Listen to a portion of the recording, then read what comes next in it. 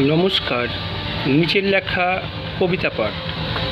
কী হবে গাছ, কেটে দাও তাকে। আজকে দেখো গরম বাতাস ঝাপটা মারছে তোমার মুখে। সূর্যি মামা দিয়ে হামা হাসছে কেমন মজার সুখে।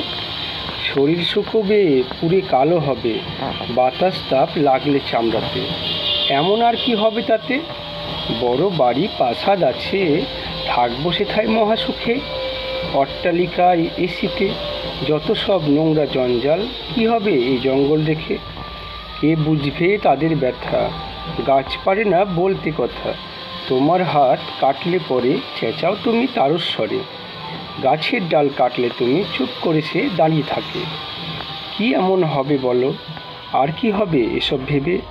কেটে দাও সব, মুছে দাও তাকে, থাকবে সুখে ধরনীর বুকে।